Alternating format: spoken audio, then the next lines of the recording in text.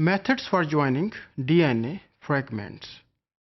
Mainly three methods are used to join DNA fragments from different sources. Mainly it will depend that to which restriction enzyme the DNA has been fragmented or digested. जो पहला method है ये base करता है on the DNA ligase जो कि isolate किया गया है E. coli से.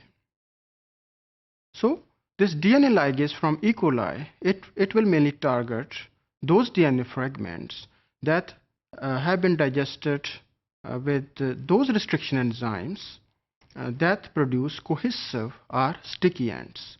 So it will mediate the formation of phosphodiester bonds between the DNA fragments that are having the cohesive end. Another method, it is also depends on DNA ligase, but the source is different. This DNA ligase, it is encoded by phage T4 that can infect the E. coli. Now this T4 DNA ligase, it will join or ligate the DNA fragments that are having the blunt ends. For instance, if the target DNA, it is digested with T3 restriction enzyme, the DNA fragments that will be produced having the blunt ends. So the ligation of blunt ends, it is mediated by T4 DNA ligase.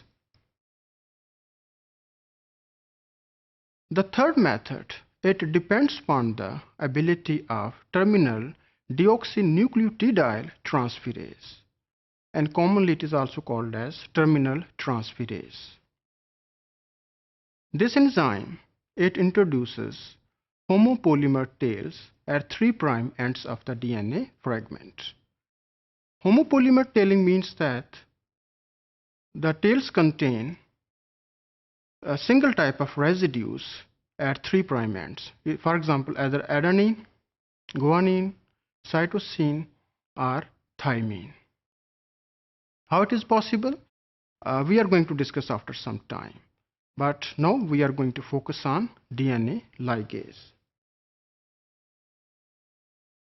As I mentioned that DNA ligase, it mediates the formation of phosphodiester bond between two adjacent nucleotides.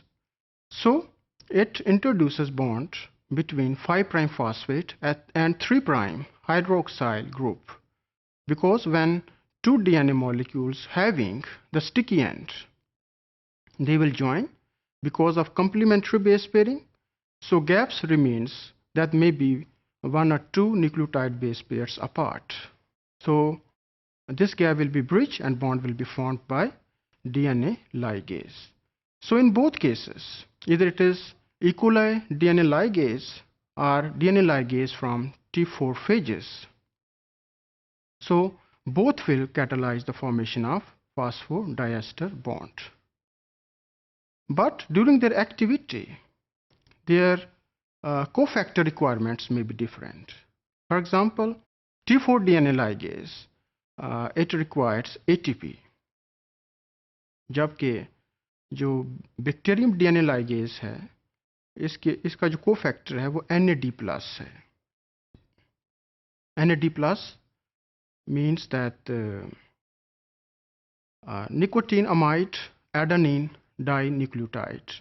So both will split or hydrolyze after interacting with the DNA ligase, and AMP and enzyme complex will be formed, and this AMP enzyme complex will be used to form phosphodiester bonds.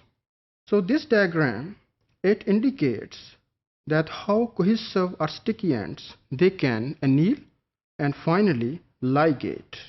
So here this DNA, it is basically digested with EcoR1, so the sticky ends, they are having single stranded ends that are TTAA or AATT.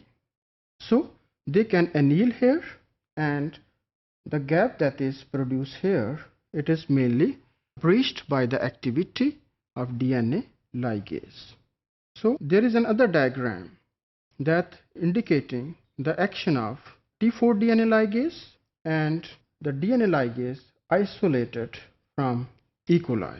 So their cofactor requirements are different, like ATP for T4 DNA ligase and NAD+ for DNA ligase from E. coli. So both will hydrolyze and enzyme AMP complex will be formed here. So this is the target site, 5' phosphate and 3' OH group that needs to be breached or ligate so that phosphodiester bond will be formed. So enzyme will bind here and finally it will introduce phosphodiester bond within the DNA molecule.